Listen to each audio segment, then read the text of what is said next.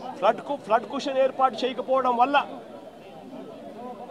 ఆ నీళ్లు పై నుంచి వచ్చే నీళ్లు కింద పులిచింతల కింద దిగువన వచ్చే నీళ్లు ఈ రెండు నీళ్లు కలిసి ఒక ప్రళయంగా ఏర్పడి చివరికి బుడమేరును కూడా కృష్ణానదికి పోవాల్సిన బుడమేరును కూడా తన ఇంటిని రక్షించుకునేందుకు బుడమేరులో కూడా అర్ధరాత్రి దాటిన తర్వాత ప్రజలకు నోటీసు ఇవ్వకుండా ప్రజలకు సమాచారం ఇవ్వకుండా బుడమేరులో గేట్లను కూడా ఎత్తేసి విజయవాడలోకి నీళ్ళు పూర్తిగా పంపించడం జరిగింది.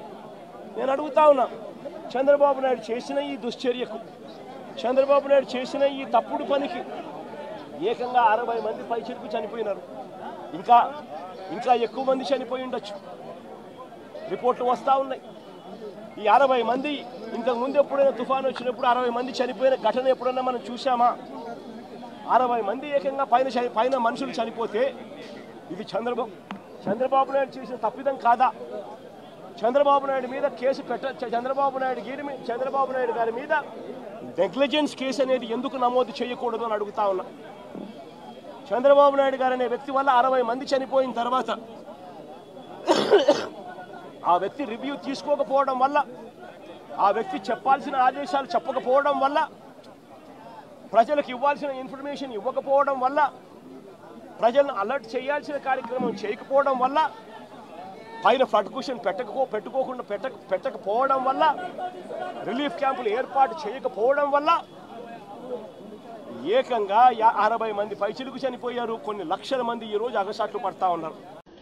ఆ రోజు ఒక్క ఛాన్స్ అని ప్రజల్ని ఏ రకంగా అయితే ఏమార్చి 5 సంవత్సరాల ఆంధ్రప్రదేశ్ రాష్ట్ర సంపదను ఏ రకంగా అయితే లూటీ చేశాడో మళ్లీ తిరిగి అదే విధంగా ఈ రోజు ప్రజలను మభ్యపెట్టాలనేటువంటి మాయ చేయాలనేటువంటి ఆలోచనతో మళ్లీ అదే అసత్యాలు, అదే అబద్దాలు ఆయన మాట్లాడుతున్నటువంటి పరిస్థితి. ఏదైతే ఈరోజు విజయవాడ నగరాన్ని ముంచేసినటువంటి బుడమేరు పాపం నీది కాదా అని చెప్పి జగన్మోహన్ రెడ్డిని సూటిగా అడుగుతూ ఉన్నా.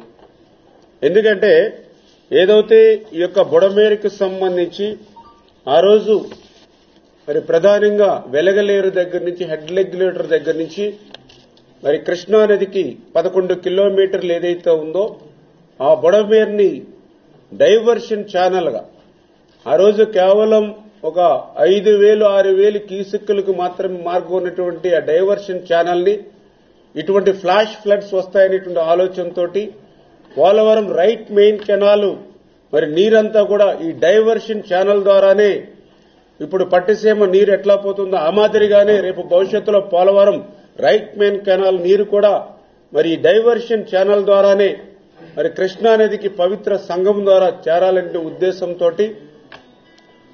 మరి ఏదైతే 37,500 క్యూసెక్కుల నీరు సామర్థ్యం కలిగేటువంటి విధంగా ఆ బుడమేరు ఏదైతే డైవర్షన్ ఛానల్ ని ఎక్స్టెండ్ చేయడానికి, అదేవిధంగా ఏదైతే లైనింగ్ చేయడానికి ఆ రోజు చంద్రబాబు నాయుడు గారు 2014లో మరి ఆయన నిజంగా 464 కోట్లు ఏదైతే జీవో నెంబర్ 638 638 జీవో తోటి 2014 9/10/2014 సంవత్సరం 464 కోట్లు ఏదైతే లైనింగ్ కి అదేవిధంగా ఎక్స్టెన్స్ కి ఆ రోజు చంద్రబాబు నాయుడు గారు అధికారంలోకి వచ్చినటువంటి మరుక్షణమే బుడమేరుని ఎక్స్టెన్షన్ చేయాలి అనేటువంటి ఆలోచనతో ఆ రోజు జీవో ఇచ్చి టెండర్లు పిలిచి 3 ఏజెన్సీలు వచ్చి ఆ రోజు 5 సంవత్సరాల్లో మరి 70-80% పనులు చేస్తే మిగిలినటువంటి బ్యాలెన్స్ పనులు కూడా మరి ఆ రోజు 13 మరి ఏదైతే 3/2019న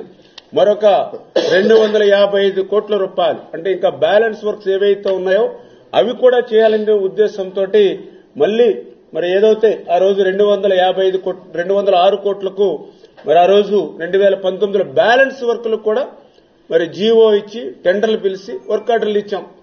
మరి నేను అడుగుతూ ఉన్నా జగన్మోహన్ రెడ్డిని, మరి తర్వాత 2019లో నువ్వు అధికారంలోకి వచ్చిన తర్వాత మరి 5 సంవత్సరాలలో మరి కనీసం ఎందుకు ఒక్క ₹1 పని ఆ యొక్క డైవర్షన్ ఛానల్లో చేయలేదు?